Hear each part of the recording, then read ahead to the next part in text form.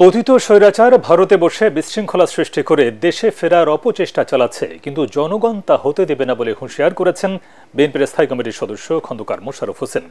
সব ষড়যন্ত্র ব্যর্থ করতে অন্তর্বর্তী সরকারকে দ্রুত নির্বাচনের রোডম্যাপ ঘোষণার দাবি জানান দলটির নেতারা। এ সময় তারা বলেন, যারা অরাজকতা তৈরি করছে তাদের কঠোর হাতে দমন করা হবে। কামরুজ্জামান রাজীবের রিপোর্ট।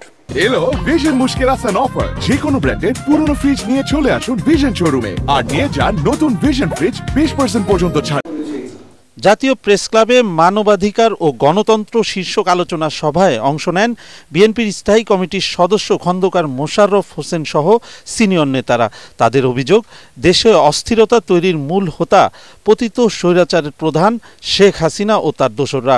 সবাইকে ঐক্যবদ্ধ থেকে তাদের পরাস্ত করতে হবে। এ সময় খন্দকার মোশাররফ বলেন, সব বৈষম্য এ সরকার দূর করতে পারবে না, মূল সংস্কার করবে নির্বাচিত সরকার।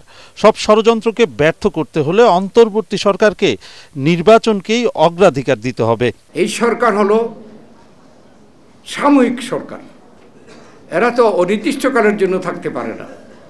তাই তাদের যদি সফলভাবে বিদায় নিতে হয়, তাহলে এদেশে জনগণের যে প্রত্যাশা, তাদের দায়িত্ব হচ্ছে নির্বাচনকে অগ্রাধিকার দেওয়া।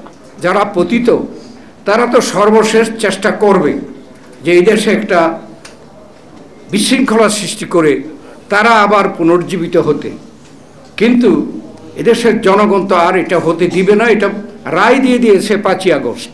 অন্যদিকে নির্বাচনের রোডম্যাপ ঘোষণার দাবিতে আয়োজিত সমাবেশে আওয়ামী দোসরদের বিরুদ্ধে কঠোর হওয়ার আহ্বান জানান বিএনপি চেয়ারপারসনের উপদেষ্টা জয়নুল আবদিন ফারুক।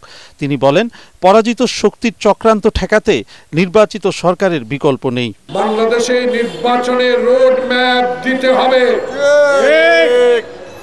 বাংলাদেশে যে অপতৎপরতা শুরু করেছে এদেরকে রুখে দিতে হলে জনপ্রতিনিধি সরকার দরকার। এদেরকে রুখতে হলে প্রশাসনকে শক্ত হাতে হ্যান্ডেল করতে হবে। কারো চোখের দিকে তাকিয়ে নয়, বাংলাদেশের 18 কোটি মানুষের দিকে তাকিয়ে এদেরকে প্রতিহত করতে হবে। অন্তর্বর্তী সরকার ছাত্র জনতার সরকার, তাই জনগণের প্রত্যাশা পূরণে তাদের কাজ করতে হবে বলেও জানান তিনি। কামরুজ্জামান রাজীব, এটিএন বাংলা, ঢাকা।